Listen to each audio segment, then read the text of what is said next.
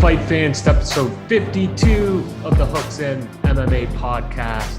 We've got another special episode, this time with a champion, Yohan, White Lion, Lainesse. We're going to be talking to him about his big victory last weekend in Philadelphia. If you missed it, you missed a hell of a fight. It was a second round finish. There was some drama early with a cut and the doctor coming in between rounds, but Yohan got the job done. He's got the gold behind him. So look at that shiny thing. It's going to burn your eyeballs out. And then we're going to be talking a bit about this big UFC pay-per-view this weekend. We've got Poirier McGregor III. So we've got some great picks to share with our fans. But Zoni, why don't you kick us off here and we'll chat with the White Lion. Yeah, first of all, the champ is here. Yohan, there we go, baby. Fantastic fight. Got over to our buddy Ben's here to watch the card. The card was fantastic. It started off, the first fight of the night was absolutely fantastic, just a barn burner. And it kind of set the stage for how that card was going to turn out.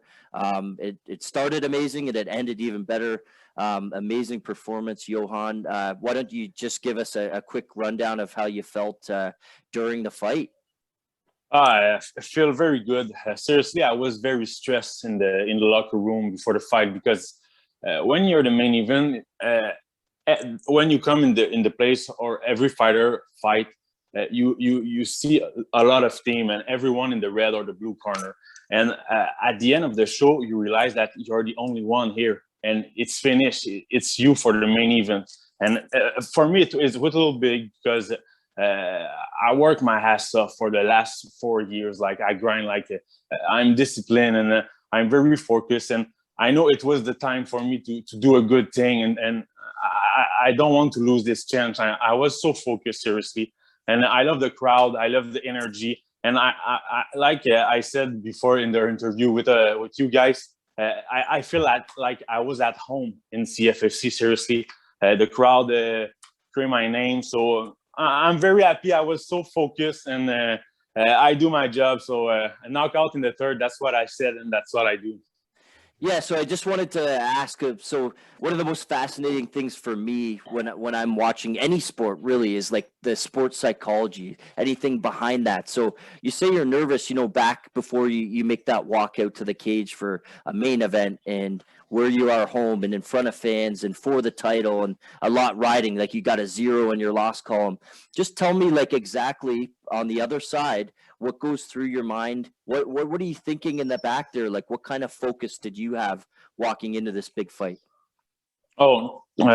Just like when I was in the locker room, I know if you remember the fight of Salomon Renfro.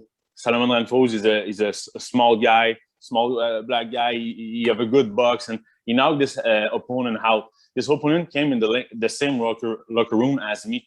And he asked as his coach, like 7 or 8 times, what's happened? The guys get knocked out and he doesn't remember. And when you fight after this kind of guy, you know that maybe that's going to be you or say. So you need to keep a very good focus on your job, very focus on your game plan. And I'm the kind of guy you train a little bit in the locker. I do a lot of mix with my coach, but I don't train a lot. I love to stay calm. I focus on the visualization with my headphone. And when I came into the cage, I'm very calm. I'm collect, I'm focused. And I'm the kind of guy who throw a lot of bomb because sometimes I knock people out. So, but now when I throw bomb in a fight, you can see me like, no, see, I know it's not a good thing. So I work on stay a little bit more composed and focused. And I think it's a good game plan for me. Yeah, you mentioned Salomon Renfro. He was actually on the same episode as you with us. And just watching him, aside from yourself, like I see a lot of talent in that guy's future as well. So, for sure. Looking forward to seeing his next fight as well. What's next, guys? What are you guys thinking? Well, you mentioned something there, how you visualize and you kind of try to focus with your headphones. I'm curious, what type of music do you play? Do you listen to podcasts? Do you listen to Hooks In while you're warming up? What sort of things? I love the soundtrack movie. Like I don't know if you remember my last fight, but my entrance music when I come into the cage, it's always like a soundtrack, a melody. Sometimes like a movie of war, or I love the piano, and just I work on stay relaxed. But of course, I love the rap and the like 50 Cent or another good rapper. But I love the melody, and I like to stay calm before my fight. You next, V. It looks like he's a little frozen up here. Yeah, he's sleeping. Yes, guys. That's okay.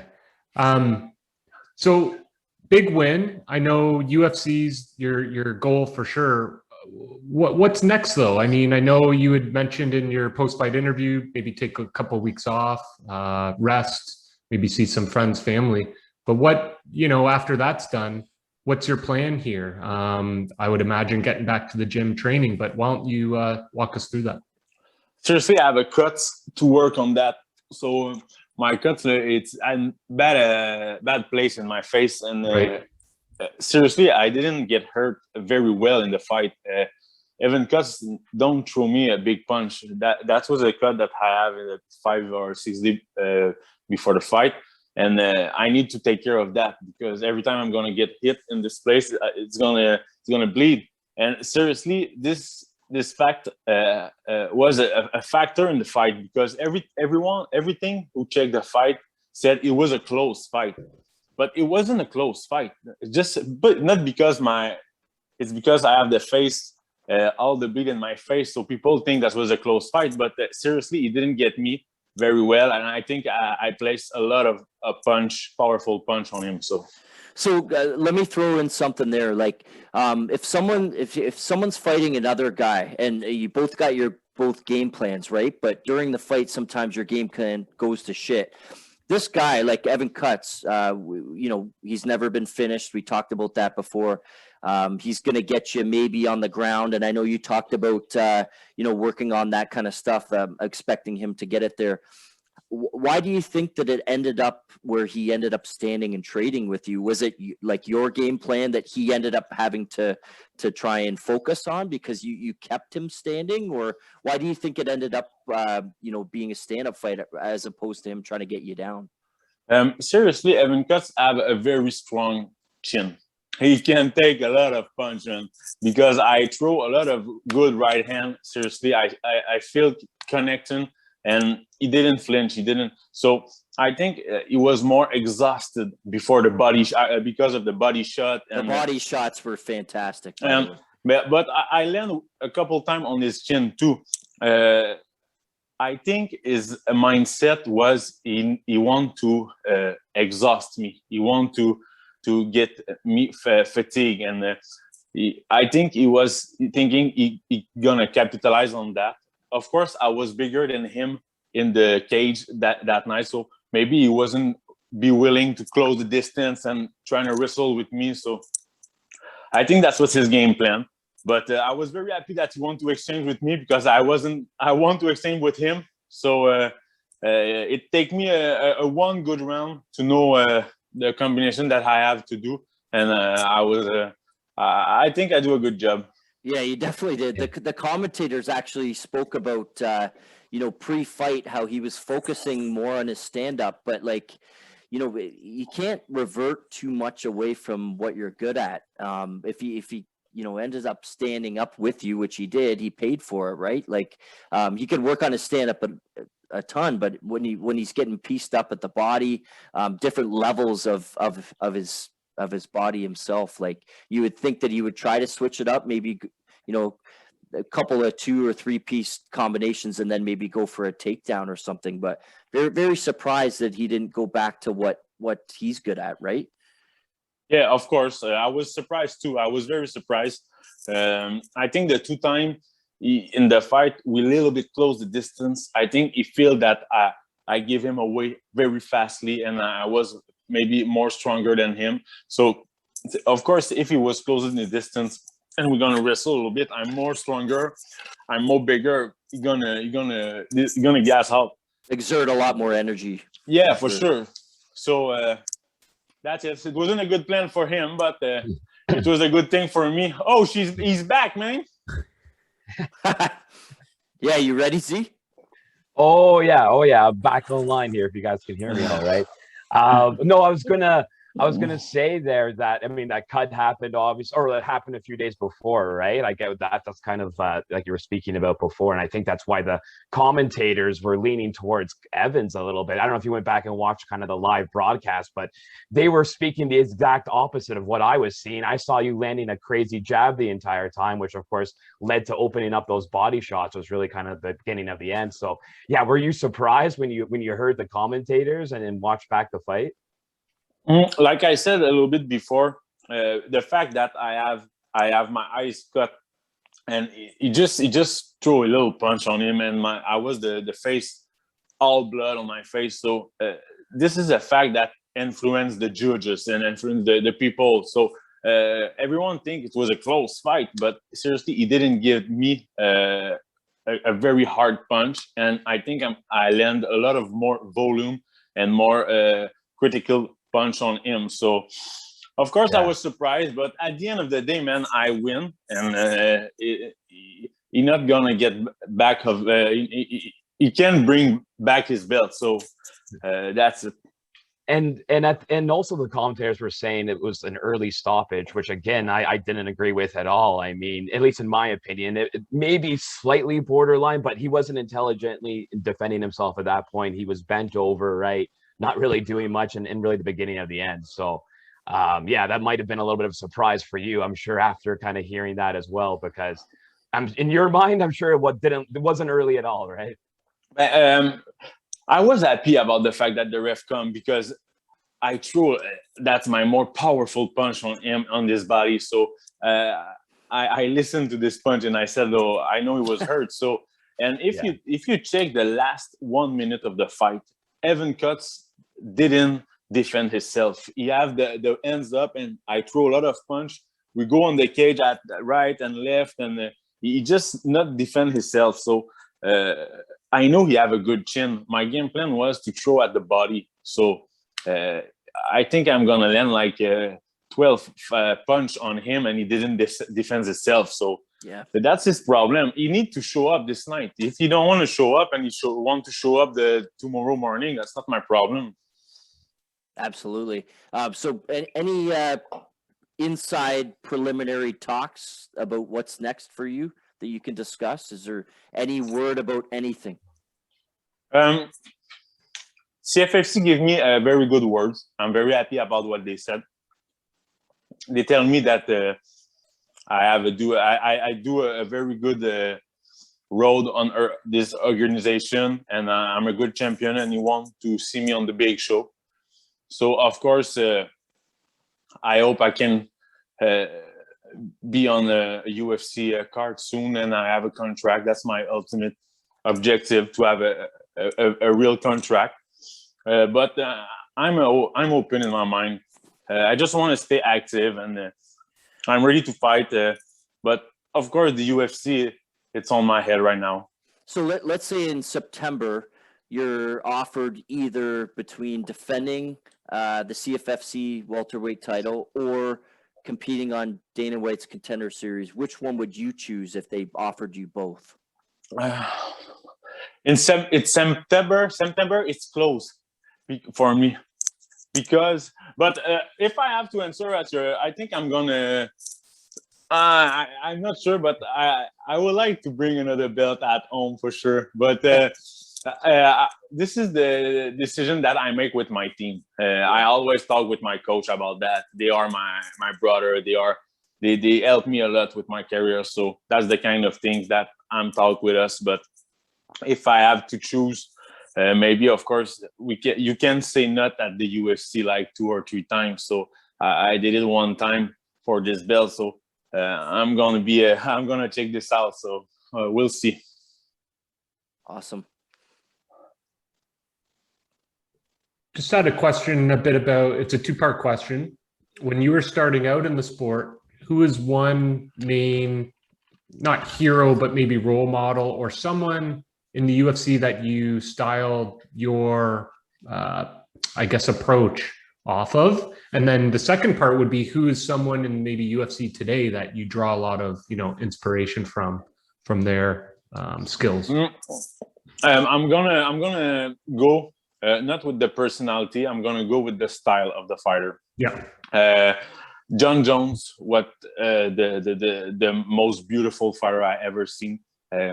He was at his peak. He only had like 20 years old or 21 years old. He was the champion. He was so tall, so long, and he was very spectacular. So John Jones, and now Israel Adesanya. It's my kind of fighter for sure too. He's very spectacular. He have a nice style, a unique style. So that's my two favorite fighter. I said. Yeah, two of the GOATs. Yeah. Speaking about Adesanya, do you think Whitaker has a chance in the rematch there? In my mind, it's so hard to be able to beat a guy in front of you that knocked you out.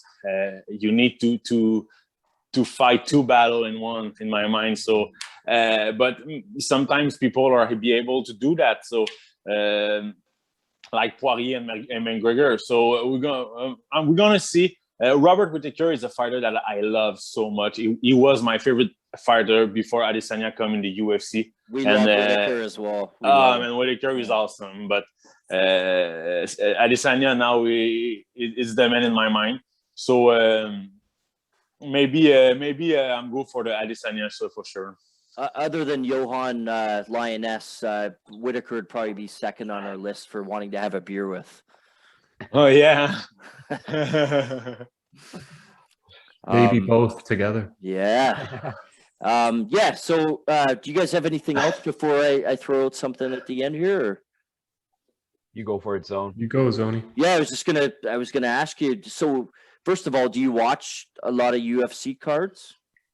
Yeah, of course. Yeah. Okay. So just wondering this weekend for the main card, who are your 5 picks for the main event, the main card?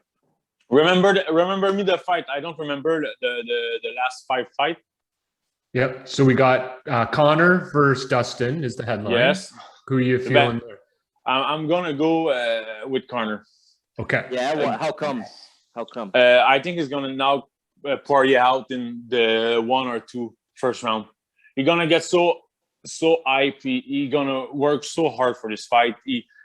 Sometimes people forgot what Conor McGregor do in the MMA, and he get knocked out by Poirier, but I think he's gonna get back stronger. Honestly, these last few days here, I was so for sure on Dustin. I'm like Dustin, and now I'm like thinking McGregor might come back and get a win here. I really do. I love Dustin Poirier. I love his style. I love his box. I love ATT. I love the American Top Team. But for this fight, notorious. Yep. Yeah. Then you got Stephen Thompson, and you got Gilbert Burns. I'm gonna go with Thompson. Yeah. He have a very good reach, and he have the distance control. It's a very good fighter, and Burns get hurt again, husband, and I think Thompson's gonna win that. We got some big boys. Greg Hardy, Tai Tuivasa. Ouais. And more technique, more relaxed, more experience. I just don't like Hardy. That's it. Well, if you look at his criminal record, there's an easy reason why. Yana Kunitskaya and Irene Aldana. Who do you like in that one? I think this fight is going to be on decision. Yeah, that's not going to be maybe on decision. I can see who's going to win. Yeah, it's a tough one. And then we got late replacement for Campbell's tomato soup can. Versus Sean Sugar Show O'Malley. Sugar Show guy. Sugar Show is gonna win. Sugar Show. Yeah, but I don't know what's his problem in this last fight, but he's a good one, and this opponent, I just don't know who he is. So I'm gonna go with the Sugar Sean. Yeah. Yeah, I think so too. So let's say you get the call up to the UFC. Like, obviously, you're not going to be, asking for a top 15 guy. Is there somebody that's on the roster that you think would be a great first fight for you? I would love to fight against a striker, a good striker. I work a lot on my wrestling and on my jiu-jitsu too, so I think I'm a very complete fighter, and I'm not the kind of fighter who very look at the other person in my division. I focus on me, and fight after fight, I have like one name or two names. I focus on him, I'm go away, and so I don't know who's the guy in my category, seriously. So I'm just gonna have a name on my on a day, and I'm gonna check this guy, and I'm gonna try to look on this video and try to reach some information about what the specialty, and I'm this kind of guy. So I would love to fight again a nice striker. It's very nice to exchange on the stand up, and it's going to be a very good fight.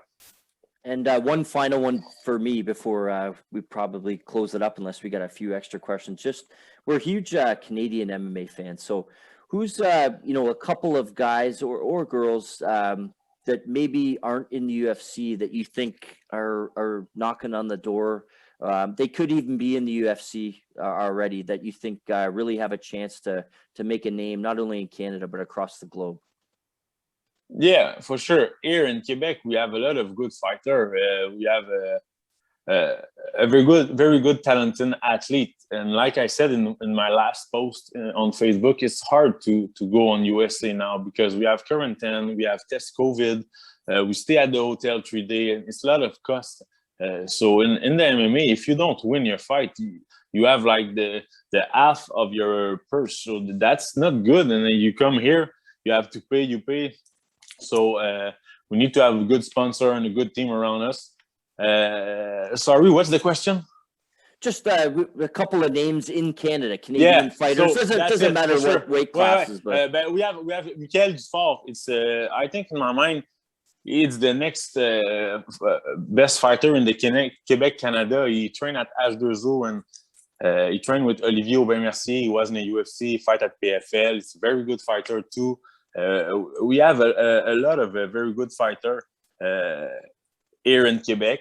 So maybe one day we have a good organization to take care of him and give her a scene to try to fight and to develop herself, her skill. What was the name, sorry?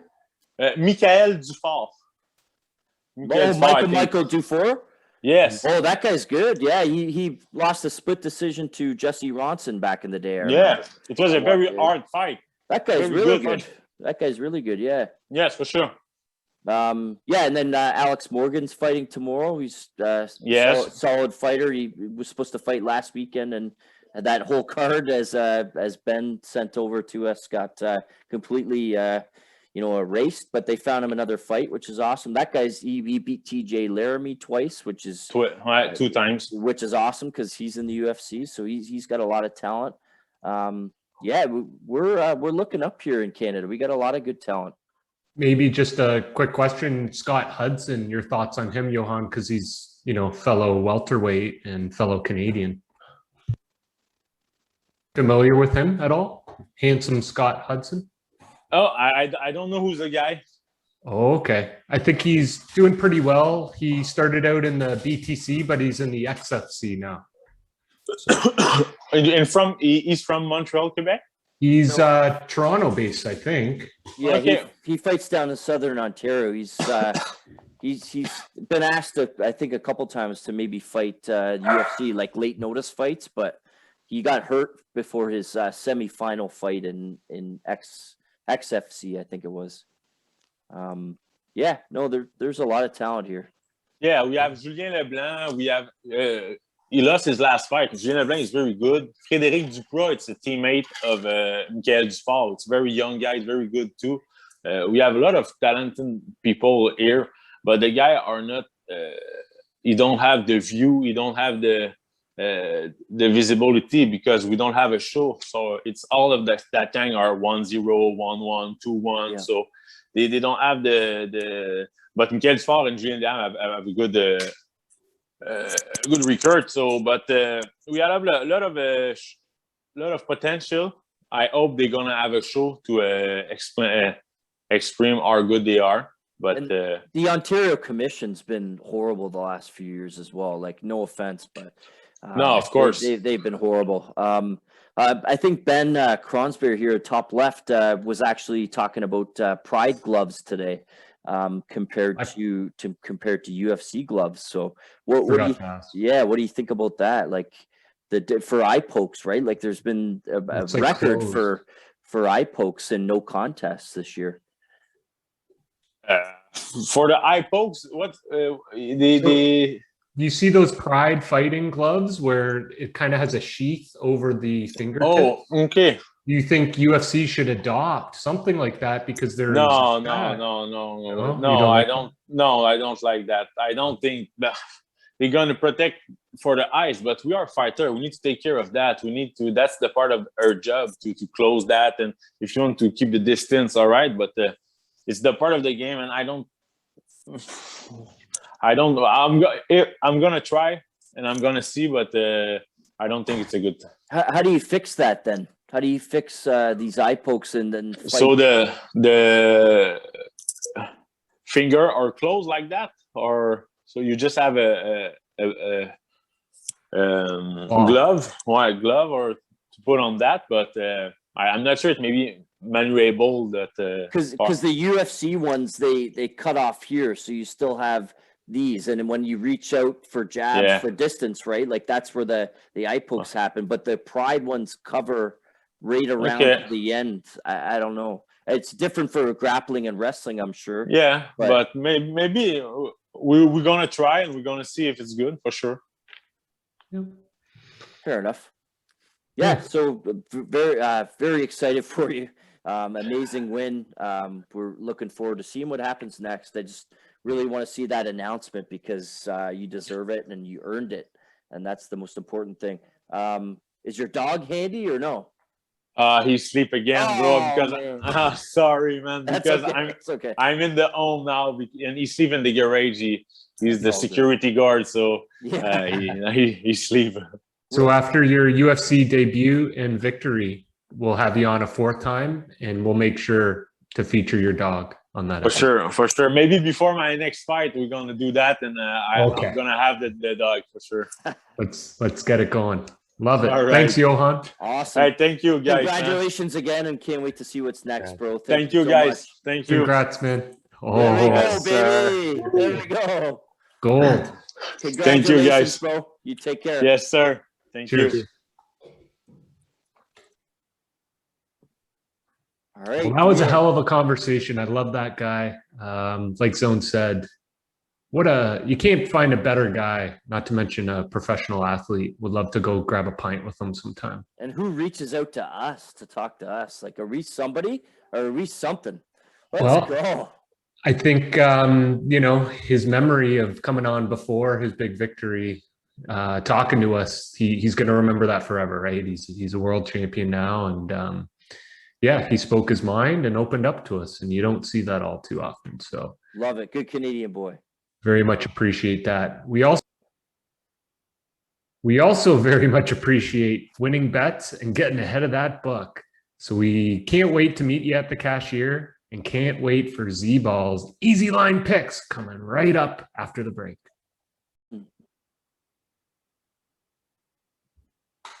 All right. So jumping in here, hey everyone, and welcome back to another exciting Easy Line segment. I'm your host, Ben Zeman, and this week, of course, we're talking about the big pay-per-view coming up, UFC 264, headlined by Conor McGregor and Dustin Poirier.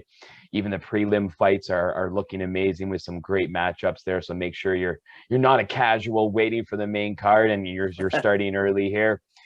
So going into this weekend, we're bringing a record of 125 wins, 85 losses, and a 59.5% win rate. And there looks to be a few spots this weekend where, we're looking to invest some money again. To start off the main event, of course, as I said, a lightweight and trilogy fight between Conor and Dustin. Currently, Dustin's the favorite at -125, and Conor being a +100, which looks to me to be a pretty fair line looking at, of course, their last fight that just happened 6 months ago. Conor landed some big, heavy shots in the first round, but Poirier was able to power through, be that crafty veteran that he is, and uses grappling and leg kicks to really slow him down. So the key to this fight is really what adjustments, if any, Conor makes for this third fight, right? He has to learn that he's no longer a weight bully like he was at 145, right? His big shots in lightweight no longer put guys down instantly like they used to at featherweight. So he has to make adjustments to this game plan, similar to that he did in the second Diaz fight, right? He realized he wouldn't be able to finish Nate easily in the second round. So he took more of a measured approach, let things flow a little bit more instead of gassing himself out. That's when KOs and TKOs happen, really, right? They rarely come from one big punch. It's a barrage of punches. If you look for that one big shot, it's usually ineffective. Whereas if you're rolling with the punches, so to speak, just going with the flow of the fight, that's when the finish comes to you. So I think he's going to take that approach this time around. Everyone's talking about Conor checking the kick, right? But I don't believe that's the main thing to focus on here. Really, the problem was that Conor wasn't using his own kicks. Usually he forces his opponent back up against the fence using his kicks, roundhouses, leg, body kicks as well.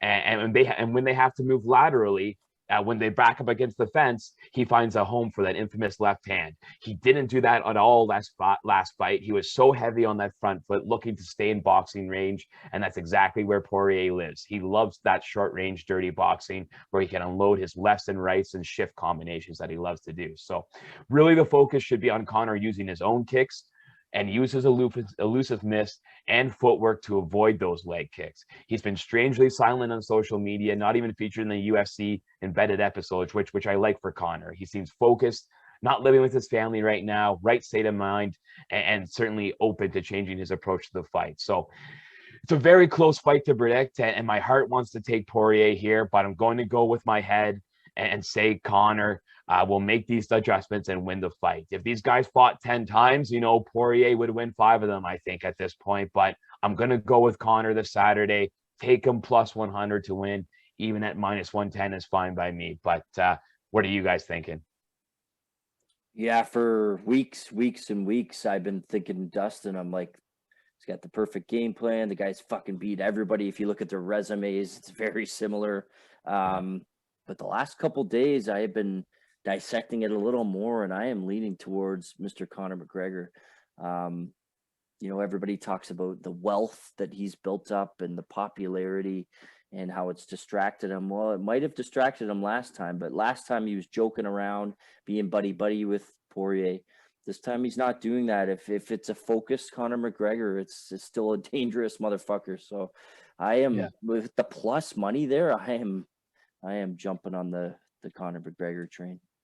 Yeah, how weird does it look to see the plus beside his name, right? Maybe the Khabib fight, obviously Mayweather fight he was, but other than that, I don't think he has been. Yep. And me and Z were talking a bit before the episode. It's a legacy fight. This is how people are going to remember him. Yep. He's talked about in the past how he wants his son to grow up and see all the highlights and the legacy that he's built. He's not going to have that if he loses this fight. And I think he knows that. And that is enough pressure and enough motivation to really light that fire under his belly. So yeah, you guys, Yohan convinced me. You guys just convinced me.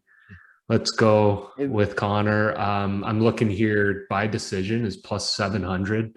That's incredible value. I could see it being a 5-round war. I could see these guys being covered in blood at the end of 25 minutes, hugging each other when that final bell goes and leaving it up to the judges. So, and the Bleacher Report predictions actually had McGregor at +700 for the decision as well. Really interesting. Yeah. So like safe bet, I would say, right, is more money line Conor, but I'm going to throw some on by the +700 is great. So fantastic. Let's go. You talk about imprints on the sport. He's already made it. but legacy, like you said, for his kid and for his family, like he doesn't want to go out losing a bunch of fights in the UFC.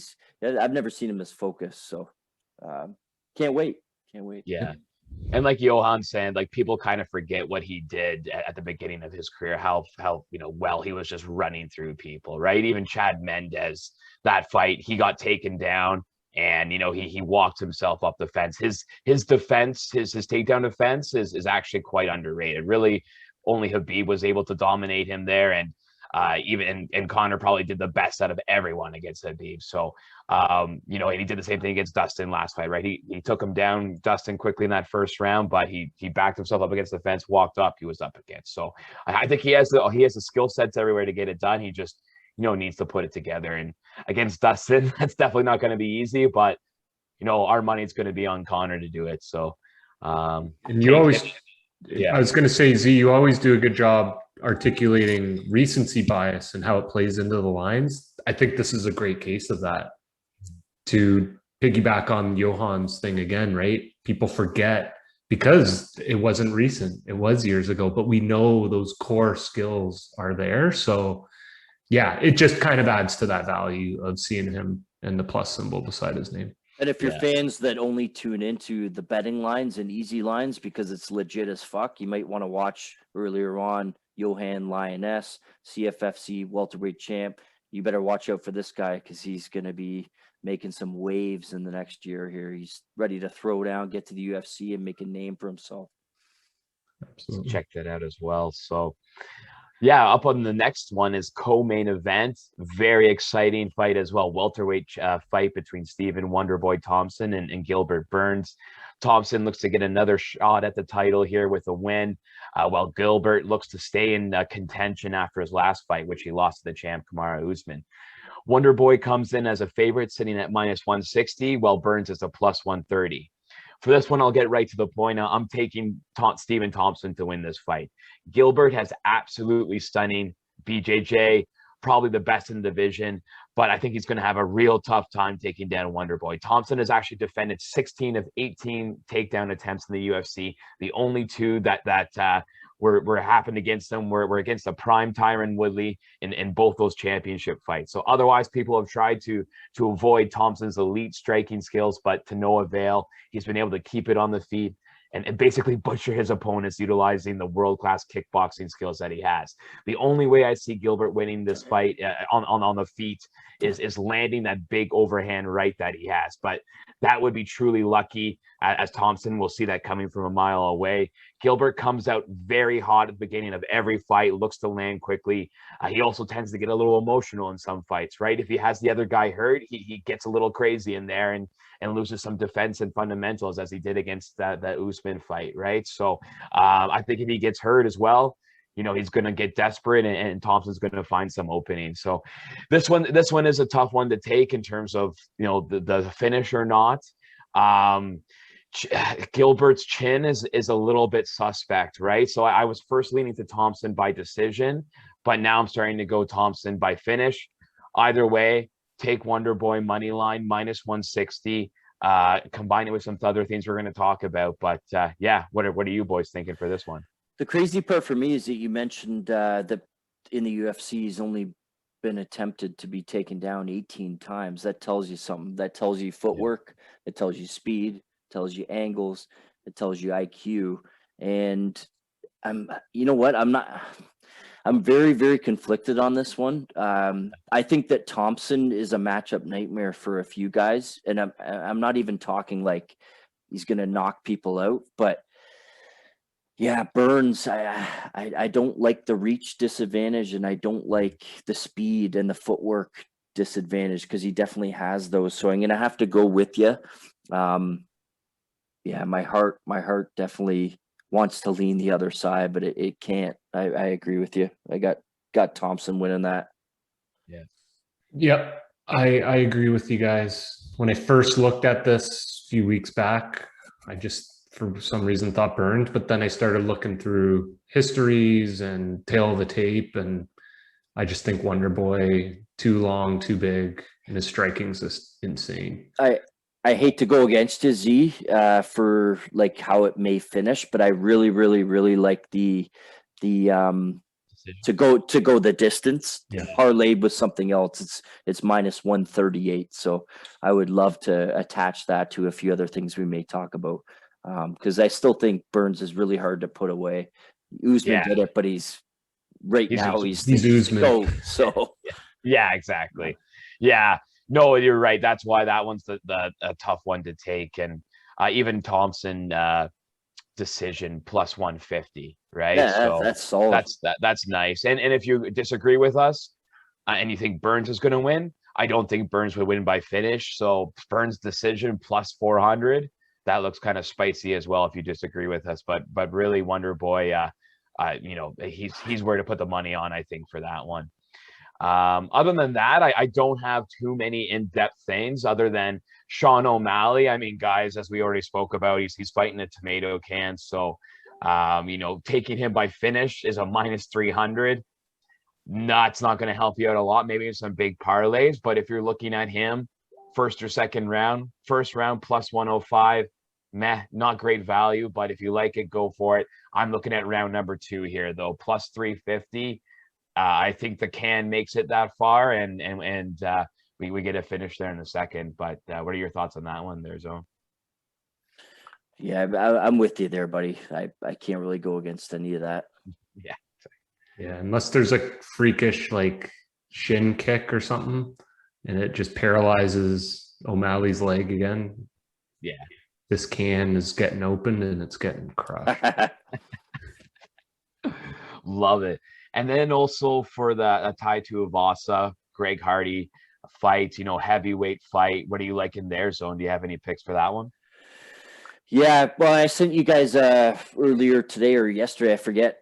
Just a parlay that I was really feeling. So our friends at Bet365, if you invest a lot of money with them, win or lose, usually lose, they often give you bet credits. So the $30 of bet credits really had me scrolling through the Bet365 MMA UFC 264 lines. And what I found was a combination of Bleacher Report predictions and my own knowledge, lack thereof usually. And I found 3 things that I really liked that I wanted to put that $30 free on. And one of them was a Greg Hardy 3-round decision. Tuivasa, he's got the walk-off sometimes, like fellow compadre Mark Hunt. But I actually think, talking to Tanner Bozer and watching a lot of fights that Greg Hardy has had, this guy has built up a lot of skill and IQ in a short amount of time. Yes, he's lost to Ty Burra, who's on a huge win streak. And a few other guys, but and Volkov, which you can forgive him for, forgive him for as well. I think he's actually underrated at this point. Tuivasa, I think, is going to get a little bit exposed with the jab and in the stand-up. I think Greg Hardy wins this by decision, so I'm feeling that. I think the other one I had was Sean O'Malley attached to that with a 2nd-round knockout. Obviously, he's fighting a bit of a can. Will that can last the 1st round? That's up for discussion, but I think that can gets absolutely smushed in the 2nd round. And the 3rd fight, if I remember correctly, was also a decision. It was Nico Price and Michel Pereira, who's actually going to be, in my opinion, the fight of the night. And fight of the nights don't typically just last a round or two. It's the full 15 minutes. So I think it goes 15, but I actually think he has much more skill than Pereira. Pereira is the better athlete. He does the flips. He does this spinning attacks. But Nico Price, even though it's a falling from grace, Donald Cerrone looked fantastic, and he pieced him up really good. So I think he can close the distance, and he can compete with Pereira in a close decision. So that's my 3 fight parlay. Think it happens. Think I might make a couple of dollars on Saturday. Well, that's the plan here. And yeah, and also to add on there, I forgot to mention a pretty interesting fight is Ryan Hall versus Ilya Topuria, I think is how I say it. But either way, Topuria, he's fantastic fight. And Ryan Hall's a plus 225 just to win. Like that's pretty crazy, or not crazy, but that seems like a lot of value. Ilya is a very awesome, up and comer, amazing prospect it looks like, but He is Ryan unreal. Hall, yeah, Ryan Hall is very crafty though, and he can catch you and stuff. And Ilya it might be a little overconfident with his grappling skills. I think we'll see what happens, but if he tries to go anywhere down there with Hall, it's going to be scary, right? So Ryan Hall by finish plus 400, I think is a nice value bet there. Because if he does win, it's not going to be by decision. I don't think he's going to catch him in one of his patented heel hooks or some sort of leg lock or something out of nowhere. So I think that's kind of good. And just to kind of add on to what Zone was saying, or just for our listeners here, Greg Hardy by decision's a plus 300. So if you want to take that single or again with the parlay that he was speaking about before, that looks good as well. So yeah, no, that's about it for me, boys. Anything else to add on? Yeah, I got a couple crons. You want to go first? No, I'll use Oni. Take us away. Yeah, my lock of the night is actually Brad Tavares. Again, talking about footwork, speed, angles. He's fighting Amari Akhmedov. He is a minus 175 favorite, so you're probably going to look to parlay this with something else. Tavares is really underrated. Like throughout his years in the UFC, like his losses are against big name guys. I think he wins this for sure. The other one I really like, fuck man, we talked about him before, but unfortunately, I don't think Condit's going to get it done this weekend. I love the guy. I love his career. I love everything he's done. Max Griffin, I think, potentially might finish Condit here. And that pays plus 250. Max Griffin is known for heavy punches. Condit's obviously known to dissect and throw a bunch of different leg strikes and kicks and angles and levels. But I think for the value, Max Griffin at plus 250 to finish Condit, potentially sending him towards the end of his career. Could happen. I hope that doesn't happen, but a couple fights to watch out for, just to throw it out there. Dricus du Plessis, he won his first and his only fight in the UFC by finish. Fantastic. All of his wins are by finish. Him and Trevin Giles are going to throw down this weekend. That's going to be one of three potential fight of the night candidates, in my opinion. The other two are the Ryan Hall, Ilya Topuria, and the Nico Price, Michel Pereira. In terms of betting, kind of mentioned it before. Z, you've mentioned a lot of good stuff. Really excited for this card. Yeah, boys, pumped. Let's go. Love it. Yeah, no, to add on there too, Tavares, like you said, I mean, he's really been kind of a gatekeeper for that top 10, right? So when he goes to fight a guy in the top 10, he loses. But when he fights anyone below that, that's not like a top 10 guy, he beats them, right? So I like that pick a lot, and I agree with that. But yeah, it's minus 175, but he's really good, man. I think he's underrated a little bit. Yeah, totally. Well, that about wraps it up for us, boys. So everyone out there, good luck at the books this weekend. Thanks for watching, and enjoy the fights this weekend. Go Habs, go. Cheers.